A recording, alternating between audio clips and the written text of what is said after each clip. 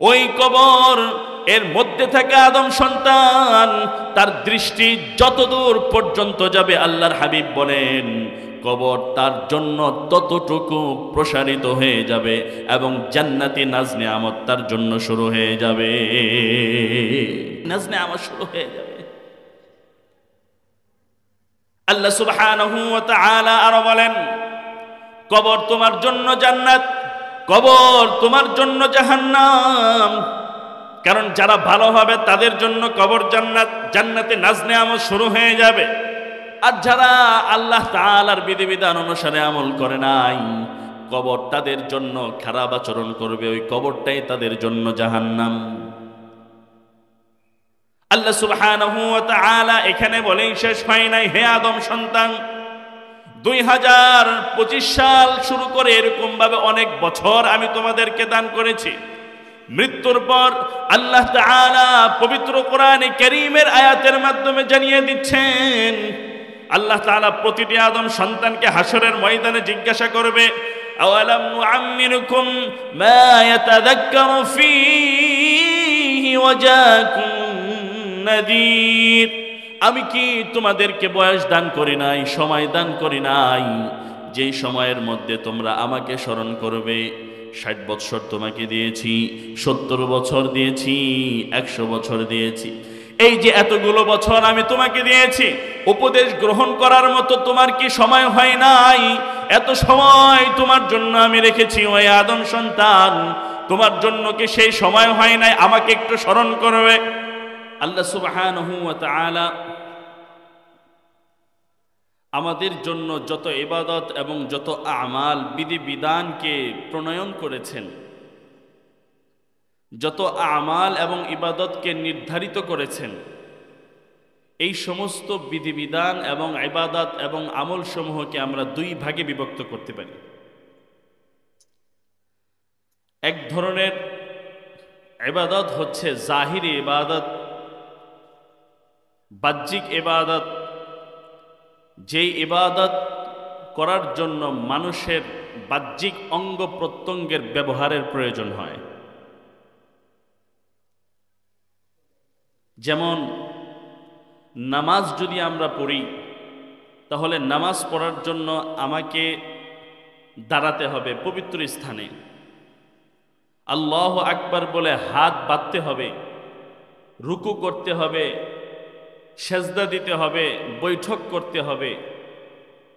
জাহিরি ইবাদত, যে ইবাদত করার জন্য মানুষের অঙ্গ প্রত্যঙ্গের নাড়াচড়ার প্রয়োজন হয়, শারীরিক শ্রম, শারীরিক কষ্ট ব্যয় করতে হয়। রোজা, হজ, যাকাত ইত্যাদি বিষয় জাহিরি ইবাদত। আরেক ধরনের ইবাদত হচ্ছে হলো বাতিনি ইবাদত, যেই ইবাদতটা আভ্যন্তরীণ বিষয়ের সাথে সম্পর্ক, কলবের সাথে সম্পর্ক। এই বাহ্যিক বাতিনি যে বিষয়াদি রয়েছে, এটা হচ্ছে আবার দুই প্রকার। এক ধরনের ইবাদত বন্দিগি, এক ধরনের আমল সমূহ হচ্ছে প্রশংসনীয় আমল। আরেক ধরনের বিষয়াদি হচ্ছে নিন্দনীয় বিষয়। প্রশংসনীয় বিষয় এক শ্রেণী, আরেক শ্রেণী হচ্ছে নিন্দনীয় বিষয়। প্রশংসনীয় বিষয় হচ্ছে কলবের মাধ্যমে, অন্তরের মাধ্যমে আল্লাহ তাআলার নিকট শুকরিয়া আদায় করা, অন্তরের মাধ্যমে কোনো মানুষের প্রতি ভালো ধারণা পোষণ করা, অন্তরের মধ্যে অন্যের প্রতি হিংসা ভাব না রাখা, অন্তরের মাধ্যমে মানুষের মঙ্গল কামনা করা, তাকাব্বুরি ভাব হৃদয়ের মধ্যে না রাখা, এগুলো হচ্ছে প্রশংসনীয় বিষয়াদি, অন্তর কলবের সাথে সম্পর্ক। আরেক ধরনের বিষয় আছে কলবের সাথে সম্পর্ক, নিন্দনীয় বিষয়, পরিত্যাজ্য বিষয়, আল্লাহ এবং আল্লাহ রাসূল যেগুলোকে বর্জন করার কথা বলেছেন। যেরকম আপনার অন্তরের মাধ্যমে কারো প্রতি হিংসা পরায়ণ হওয়া, অন্তরের মাধ্যমে আল্লাহকে না দেখিয়ে মানুষকে দেখানোর উদ্দেশ্যে ইবাদত বন্দেগী করা, রিয়া করা, তাকাব্বুরি ভাব দেখানো, মানুষকে ঘায়েল করার জন্য অন্যায়ভাবে অন্তরের মাধ্যমে খারাপ প্ল্যান প্রোগ্রাম করা। একটা জিনিস মনে রাখবেন যে মানুষের বাহ্যিক ইবাদত বন্দিগি করার জন্য মানুষ উঠে পড়ে লাগে, আলহামদুলিল্লাহ এটা ভালো জিনিস, নামাজ পড়ে, রোজা রাখে, দান সাদকা খায়রাত করে, কিন্তু কলবের সাথে যে সম্পর্কের বিষয়াদি আছে, যেরকম সত্য কথা বলা হচ্ছে ফরজ, মিথ্যা কথা বলা হারাম, মানুষের প্রতি অহংকার ভাব প্রদর্শন করা হারাম, মানুষের সাথে সুসম্পর্ক বজায় রাখা, মানুষের সাথে ভালোভাবে কথা বলা, মানুষের প্রতি ভালো ধারণা রাখা, মুমিন বান্দা বান্দির সিফাত, অন্যের দুশ্চর্চা না করা, এগুলো হচ্ছে ভালো আমল। এই সমস্ত বিষয়াদির প্রতি মানুষের অতটা বেশি গুরুত্ব নাই। নামাজ পড়ে, রোজা রাখে, লম্বা লম্বা জামা পোশাক পরে, কিন্তু লেনদেন মুআমালা তার কি নয়, সাফ নয়, পরিষ্কার নয়। তার কথাবার্তা, তার আচার আচরণে মানুষ সন্তুষ্ট নয়। কলবের সাথে সম্পর্ক, রাসূল পাক সাল্লাল্লাহু আলাইহি ওয়াসাল্লাম এটাই বলেছেন যে মানুষের কলব যদি ভালো থাকে গোটা দেহ ভালো থাকে, আর মানুষের কলব যদি মরে যায় তাহলে গোটা দেহ কি মরে যায়, অসুস্থ হয়ে যায়। রাসূল পাক সাল্লাল্লাহু আলাইহি ওয়াসাল্লাম বলেছেন, আলা ইন্না ফিল জাসাদি মুদগাহ ইযা সলুহাত সলুহাল জাসাদু কুল্লুহু ওয়া ইযা ফাসাদাত ফাসাদাল জাসাদু কুল্লুহু আলা ওয়া হিয়াল কলব। আল্লাহর হাবিব সাল্লাল্লাহু আলাইহি ওয়াসাল্লাম বলেন, আলা ইন্না ফিল জাসাদি মুদগাতান, কান পেতে শুনে রাখো, মানব দেহের মধ্যে একটা গোশতের টুকরো রয়েছে। আলা ইন্না ফিল জাসাদি মুদগাতান, মানব দেহের মধ্যে একটা গোশতের টুকরো রয়েছে। ইদা সলুহাত সলুহাল জাসাদু কুল্লু, যদি ওই গোশতের টুকরাটা যদি ভালো হয়ে যায় তাহলে গোটা দেহ তার ভালো হয়ে যায়। ওয়া ইদা ফাসাদাত ফাসাদাল জাসাদু কুল্লু, আর যদি সেই দেহ সেই অংশটা যদি খারাপ হয়ে যায়, ফাসাদাল জাসাদু কুল্লু, তাহলে তার গোটা দেহ খারাপ হয়ে যায়। আল্লাহর হাবিব আরো বলেন এই হাদিসের শেষ অংশের মধ্যে, আলা ওয়া হিয়াল কলব, কান পেতে শুনে রাখো হে আমার উম্মত, আলা ওয়া হিয়াল কলব, কান পেতে শুনে রাখো, ওই অংশটার নামই হচ্ছে কলব, মানুষের অন্তর। এই অন্তরটা যদি ভালো থাকে গোটা দেহ ভালো হয়ে যায়, আর অন্তরটা যদি খারাপ থাকে গোটা দেহ তার খারাপ হয়ে যায়। আল্লাহর হাবিব সাল্লাল্লাহু আলাইহি ওয়াসাল্লাম আরো বলেছেন, হে মানুষ, দুনিয়ার মধ্যে তুমি যখন বিচরণ করবে, ইয়া আইয়ুহাল্লাযীনা আমানু কু আনফুসাকুম ওয়া আহলিকুম নারা।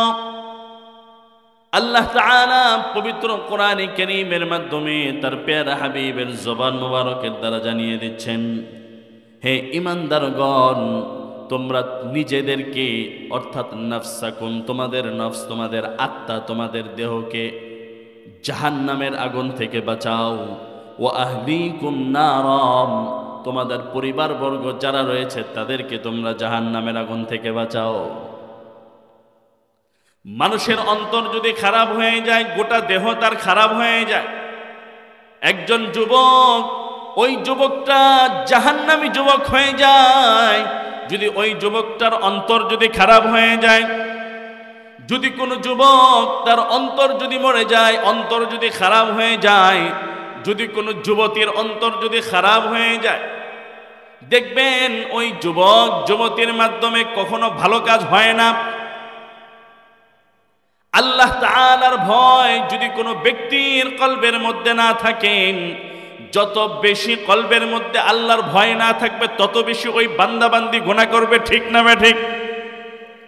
আপনার অন্তরের মধ্যে যদি আল্লাহ তাআলার ভয় না থাকে, গভীর রজনীতে দেখবেন বর্তমান একটা ফিতনা বের হয়েছে। অ্যান্ড্রয়েড সেট মোবাইল ফোন, অনেক যুবক যুবতী, অনেক বয়স্ক বাবারা, অনেক বোনেরা এমন রয়েছেন, এই মোবাইল ফোনের সাহায্যে কলব যদি ভালো না হয় এত গভীরের মধ্যে চলে যায়, গুনাহ করতে করতে করতে করতে এক পর্যায়ে শয়তানের সাথে বন্ধুত্ব পাকিয়ে নিজের নামটাকে জাহান্নামের লিস্টের মধ্যে শামিল করে দেয়। 2024 সাল আমাদের মাঝ থেকে বিদায় নিয়েছে। 2025 সাল এর প্রথম জুমা শেষ করে এটা প্রথম সপ্তাহ। আল্লাহর হাবিব সাল্লাল্লাহু আলাইহি ওয়াসাল্লাম তার পবিত্র জবান মুবারকের মাধ্যমে জানিয়ে দিচ্ছেন, ইগতানিম খামসান ক্বাবলা খামসিন শাবাবাকা ক্বাবলা হারামিক। হে আল্লাহর বান্দা বান্দিরা, তোমরা 5টি জিনিস আসার পূর্বে 5টি জিনিসকে মূল্যায়ন করো। শাবাবাকা ক্বাবলা হারামিক, ইগতানিম খামসান ক্বাবলা খামসিন শাবাবাকা ক্বাবলা হারামিক। তোমরা বৃদ্ধকাল আসার পূর্বে যৌবনকালকে তোমরা মূল্যায়ন করো। ওয়াসিহাতাকা ক্বাবলা সুকুমিক, অসুস্থতা আসার পূর্বে সুস্থতাকে তুমি মূল্যায়ন করো। ওয়াগিনাআকা ক্বাবলা ফাকরিক, দারিদ্রতা আসার পূর্বে তুমি সচ্ছলতাকে মূল্যায়ন করো। ওয়াফারাগাকা ক্বাবলা শুগুলিক, ব্যস্ততা আসার পূর্বে তুমি অবসর সময়কে মূল্যায়ন করো।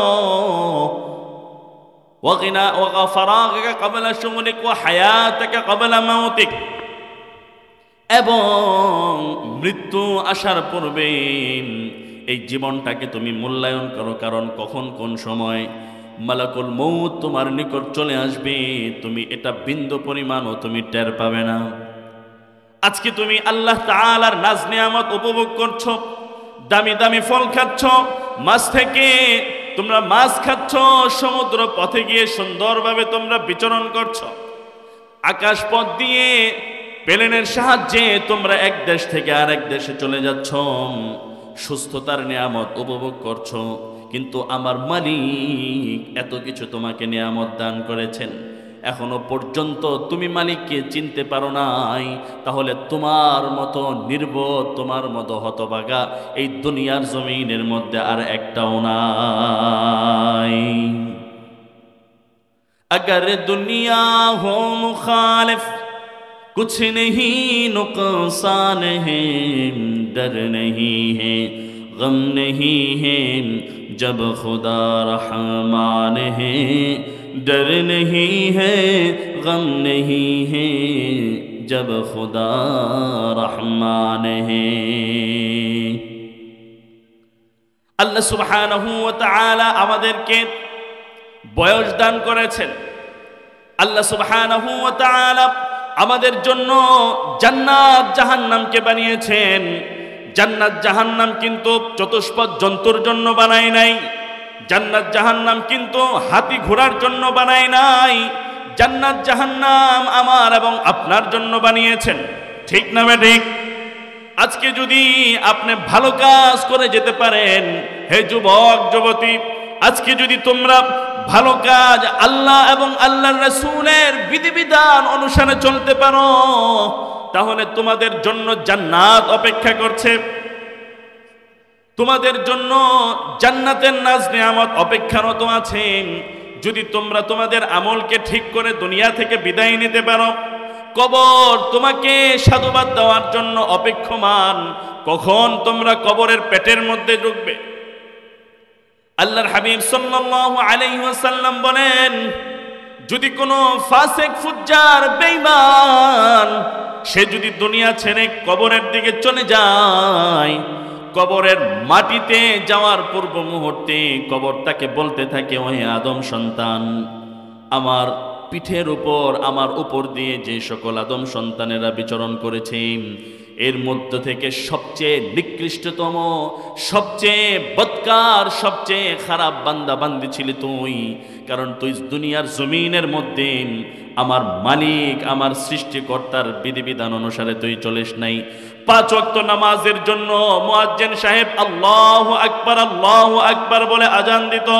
ফজরের নামাজের সময় কনকনে শীতের রাত্রিতে তুই কাতামুড়ি দিয়ে তুই শুয়ে আছিস, কিন্তু আমার মালিক তোকে এত সুন্দর নাজ নিয়ামত দান করেছে, এত সুন্দর বডি দান করেছে, এত সুন্দর জীবন দান করেছে, কিন্তু তুই এই জীবনের কোনো শুকরিয়া আদায় করিস নাই।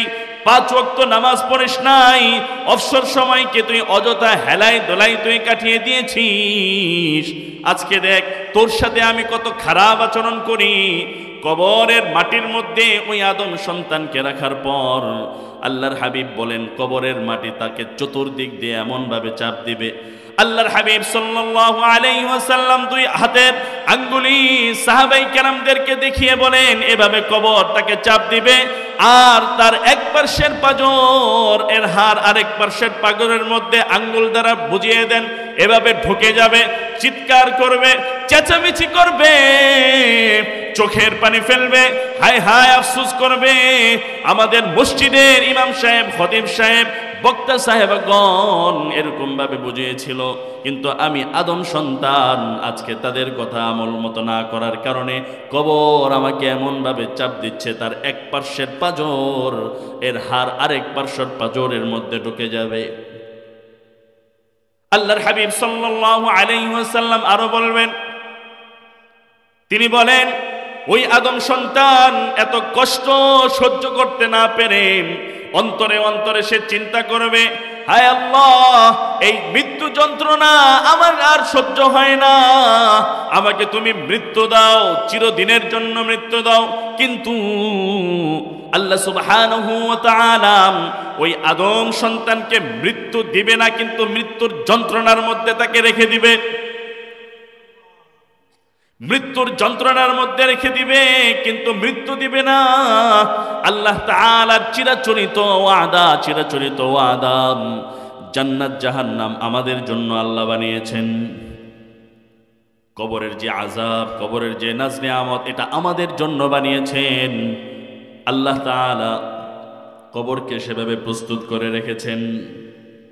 আর যদি কোনো আদম সন্তান ভালো আমলদার হয়, কোনো মহিলা, কোনো নারী যদি ভালো আমলদার হয়, ওই আদম সন্তানকে কবরের মাটিতে রাখার পর কবর তাকে বলবে, ওহে আদম সন্তান, দুনিয়ার জমিনের মধ্যে যারা আমার ওপর দিয়ে বিচরণ করেছে, দুনিয়ার জমিনের মধ্যে যারা আমার ওপর দিয়ে কদম ফেলেছে, এই আদম সন্তানদের মধ্য থেকে সবচেয়ে বেশি, সবচেয়ে সুন্দর, সবচেয়ে ভালো এবং সৌভাগ্যবান তুই ছিলি।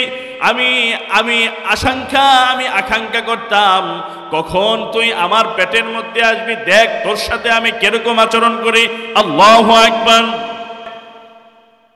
আজকে দেখবেন অনেক আদম সন্তান এমন আছে, মসজিদের পাশ দিয়ে হেঁটে যায়, ইমাম সাহেব নামাজ পড়াতে থাকে, কিন্তু কান পেতে সে একটু যে ইমাম সাহেবের তেলাওয়াত শুনবে, আজানের ধ্বনি উচ্চারিত হয়, হাইয়া আলাস সালাহ বলে তাকে নামাজের জন্য আহ্বান করে।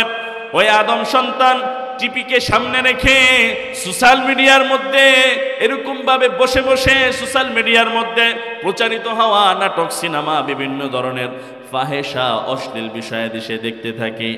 দেখা যায় ওই আদম সন্তান এই ধরনের খারাপ পরিবেশের মধ্যে থেকে জাহান্নামী মানুষে দুনিয়া ছেড়ে পরপারের পথে পাড়ি জমায়। নাউযুবিল্লাহ, নাউযুবিল্লাহি মিন যালিক। আল্লাহ বলবে, আওয়ালাম নুআম্মিরুকুম মা ইয়াতাযাক্কারু ফীহ, আমি কি তোমাদেরকে সেই সময় দেই নাই? ওহে যুবক, ওহে যুবতী, সেই সময় কি দেই নাই যখন তোমরা আমাকে স্মরণ করবে? আমি কি সেই সময়, সেই বয়স কি তোমাদেরকে দেই নাই? এই কারণে কলব, অন্তর ঠিক করতে হবে। কারণ মানুষের চলন শক্তি, মানুষের আকর্ষণ মূলত শুরু হয় আপনার চোখের মাধ্যমে, কলবের মাধ্যমে। কলব যেটা ভালো লাগা সৃষ্টি হয়, সেটার প্রতি মানুষ কি হয়? ধাবিত হয়। আল্লাহর হাবিব সাল্লাল্লাহু আলাইহি ওয়াসাল্লামকে মক্কার কাফের মুশরিক বেঈমানরা রাসূলের মিশনকে ধূলিসাৎ করে দেওয়ার জন্য তারা প্ল্যান প্রোগ্রাম তারা করতেছিল কিভাবে রাসূলের মিশনকে দুর্বল করা যায়। মক্কার কাফের মুশরিক বেঈমানরা তারা ফন্দি আটছে কিভাবে রাসূলের মিশনকে দুর্বল করা যায়। তারা মদিনার বড় বড় লিডার যারা ছিল ইহুদি পণ্ডিত তাদের কাছে গিয়ে সলা পরামর্শ করলো, বলতে লাগলো মুহাম্মদ তো আমাদের উপর চড়াও হচ্ছে, তার দাওয়াতকে সে প্রচারণা চালাচ্ছে, তাকে কোনোভাবেই দমানো যাচ্ছে না। খেয়াল করে শুনেন, এরপরে ওই মদিনার যে বড় বড় ইহুদি পণ্ডিত যারা আছে তারা কিন্তু আসমানি কিতাবগুলো স্টাডি করতো। তখন তারা তাদেরকে শিখিয়ে দিচ্ছে মুহাম্মদ যদি সত্যিকারের অর্থে নবী হয়, সত্যিকারের অর্থে আল্লাহর প্রেরিত যদি পয়গম্বর হয়, তোমরা মুহাম্মদকে গিয়ে 3টা প্রশ্ন করবে। কয়টা প্রশ্ন? 3টা প্রশ্ন করবে। এই 3 প্রশ্নের উত্তর যদি সে দিতে পারে তাহলে তো ঠিক আছে, কারণ এই প্রশ্নের উত্তরগুলো একমাত্র মুহাম্মদ যদি সে নবী হয়ে থাকে সে উত্তর দিতে পারবে, আর যদি সে নবী না হয়, নবী ছাড়া দুনিয়ার কোনো ব্যক্তির পক্ষে এই প্রশ্নের উত্তর দেওয়া কি নয়, সম্ভব নয়, দিতে পারবে না। 1 নাম্বার, মুহাম্মদকে গিয়ে প্রশ্ন করবে কলব, রূহ সম্পর্কে। এই রূহ কাকে বলে, রূহ সম্পর্কের ব্যাখ্যা একমাত্র কে দিতে পারেন? এটা কোনো ব্যক্তির পক্ষে সম্ভব নয়। প্রথম প্রশ্ন করবে রূহ সম্পর্কে। মুহাম্মদ যদি এই রূহের ব্যাখ্যা নিজের থেকে দেয়, যদি বলে রূহের ব্যাখ্যা হলো এই, তাহলে মনে করবে সে হলো মিথ্যাবাদী। আর যদি বলে রূহ এর সঠিক, রূহ এর ব্যাখ্যা একমাত্র কে জানেন, তাহলে মনে করবা মুহাম্মদ সত্য নবী। এটা হলো 1 নাম্বার প্রশ্ন। 2 নাম্বার প্রশ্ন করবে তোমরা গিয়ে যে আসহাবে কাহাফ, গুহাবাসী, রাসূল পাক সাল্লাল্লাহু আলাইহি ওয়াসাল্লামের জন্মের 270 বছর আগে তুরস্কের ইজমির শহরের সাথে আফসুস নগরীর ঘটনা। যদি সে নবী হয়ে থাকে অবশ্যই অবশ্যই এই আসহাবে কাহাফ গুহাবাসীর ঘটনা সম্পর্কে সে সবিস্তারে সে বর্ণনা করতে পারবে। 3 নাম্বার প্রশ্ন করবে যে যুলকারনাইন, বাদশাহ যুলকারনাইন সম্পর্কে যদি সে নবী হয়ে থাকে যুলকারনাইন সম্পর্কে সে উত্তর দিতে পারবে, আর এই সমস্ত উত্তরগুলো আল্লাহ প্রদত্ত ওহীর মাধ্যমে সে দিতে পারবে। এরপরে তারা তো খুশিতে আটখানা, যেভাবেই হোক মুহাম্মদকে এভাবে এখন কি করা যাবে, ঘায়েল করা যাবে। কত খুশি তারা। দেখবেন ইসলামের দুশ্মন যারা, ইসলামের শত্রু যারা, তারা যখনই এমন কিছু জিনিস পায় যেই জিনিসগুলো বলার মাধ্যমে, যেই জিনিসগুলো সওয়াল করার মাধ্যমে মুসলিমদেরকে ঘায়েল করা যায়, ইসলামের শক্তিকে নিঃশেষ নিমিষেই দূর করা যায়, ওই সমস্ত বিষয়গুলো ইস্টাবলিশ করার জন্য এখনো পর্যন্ত আমাদের সমাজের মধ্যে এই ধরনের শ্রেণীর লোকের বসবাস আছে কি নেই? সকলেই বলেন, আছে কি নেই? অবশ্যই আছে। সজাগ এবং সোচ্চার থাকতে হবে। ইসলাম নিয়ে ছিনিমিনি খেলা, ইসলাম নিয়ে কথা বলা, ইসলাম নিয়ে কোনো ধরনের কুৎসা রটানো, এটা কোনো মুসলিমের শরীরের মধ্যে 1 ফোঁটা যদি রক্ত রেখে থাকে তাহলে সেই ব্যক্তি নামাজ না পড়লো, রোজা না রাখলো, ইসলামের বিরুদ্ধে কথা বলবে, কোরআনের বিরুদ্ধে কথা বলবে, রাসূলের বিরুদ্ধে কথা বলবে, এটা তারা কোশ্চিনকালেও বরদাস্ত করতে পারে না। ঠিক না বেটি? আল্লাহ প্রদত্ত একটা শক্তি দান করেছে প্রতিটা আদম সন্তানের মধ্যে। ওই অনেক যুবক এমন আছে নামাজ পড়ে না, রোজা রাখে না, কিন্তু সে মুসলিম। রাসূলের বিরুদ্ধে কথা বললে তার ইমানের মধ্যে কি হয়ে যায়, জজবা সৃষ্টি হয়ে যায়, কলবের মধ্যে শক্তি চলে আসে, কারণ সে মুসলিম। তার জন্ম মূলত মুসলিম ঘরে হয়েছে, তার জন্ম মূলত মুসলিম ঘরের মধ্যে থাকা যেই মা এবং যেই বাবা আছে তার উভয়ের রক্তের সংমিশ্রণে হয়েছে। কুল্লু মাউলুদিন ইউলাদু আলাল ফিতরা, প্রত্যেকটি নবজাতক শিশু ইসলাম ধর্মের উপর আল্লাহ প্রদত্ত শক্তির উপরই সে কি হয়েছে, ভূমিষ্ঠ হয়েছে। ফাআবাওয়াহু ইউহাব্বিদানিহি ওয়া ইউনাসসিরানিহি ওয়া ইউমাজ্জিসানিহি, ওই আদম সন্তান নবজাতক শিশু সে ইহুদি হয়, সে খ্রিস্টান হয়, অগ্নি পূজারী হয়, বিধর্মী হয়, একমাত্র তার পিতামাতার কারণে। ঠিক না বেটে? তার পিতামাতার কারণে। রাসূল পাক সাল্লাল্লাহু আলাইহি ওয়াসাল্লামকে মক্কার কাফের মুশরিক বেঈমানরা খুশিতে আটখানা, যেভাবেই হোক এখন রাসূলকে কি করা যাবে, প্রশ্নগুলো করে ঘায়েল করা যাবে, রাসূলের মিশনকে দূর করা যাবে, মিশনের স্পিডকে শেষ করে দেওয়া যাবে। আল্লাহর হাবিব সাল্লাল্লাহু আলাইহি ওয়াসাল্লাম তিনি তো ছিলেন আল্লাহর নবী, আল্লাহর রাসূল। কোনো কথা তিনি নিজের থেকে বলতেন না, যা বলতেন আল্লাহ প্রদত্ত ওহীর মাধ্যমে তিনি বলতেন, ঠিক না বেঠিক? এই কারণে আল্লাহ তাআলা পবিত্র কোরআনে কারীমের মধ্যে বলেছেন, ওয়ামা ইয়ানতিকু আনিল হাওয়া ইন হুয়া ইল্লা ওয়াহয়ুন ইউহা। তিনি নিজের খেয়াল খুশি মতো মুহাম্মদ তার জবান দ্বারা কোনো শব্দ বলে না, জবান দ্বারা কোনো কথা বলে না। যা কিছু বলেন আল্লাহ প্রদত্ত ওহীর মাধ্যমে যেটা নাজিল হয়, যেটা তিনি সিগন্যাল দান করে, যেটা বলার জন্য বলে, জিবরিল আমিন আল্লাহর পক্ষ থেকে ওহী আনার পর তাকে যেটা বলার জন্য বলে তিনি সেটাই বলেন। এই কারণে আল্লাহর হাবিব সাল্লাল্লাহু আলাইহি ওয়াসাল্লামকে ঘায়েল করার জন্য মক্কার কাফের মুশরিক বেঈমান তারা খুশিতে আটখানা হয়ে মুহাম্মাদের নিকটে যারা যাবে, মনের মধ্যে খুশি, এখনই মুহাম্মদকে ঘায়েল করা যাবে। মুহাম্মদ তো আল্লাহ তাআলার ধ্যানে এবং খেলে সদা সর্বদাই নিয়োজিত আছে। মুহাম্মাদের নিকট আসলেও, আসার পর মুহাম্মদকে সর্বপ্রথম প্রশ্ন করল, হে মুহাম্মদ, রূহ কাকে বলে? রূহের সংজ্ঞা দাও, রূহ কাকে বলে, রূহের পরিচয় দাও। এই কথাটাই আল্লাহ তাআলা কোরআনে কারীমের মধ্যে বলেছেন, ওয়ায়াসআলুনাকা আনির রূহ কুলির রূহু মিন আমরি রাব্বি। তারা মুহাম্মদ তোমাকে প্রশ্ন করেন আনির রূহ, রূহ সম্পর্কে হে মুহাম্মদ আপনি জানিয়ে দিন।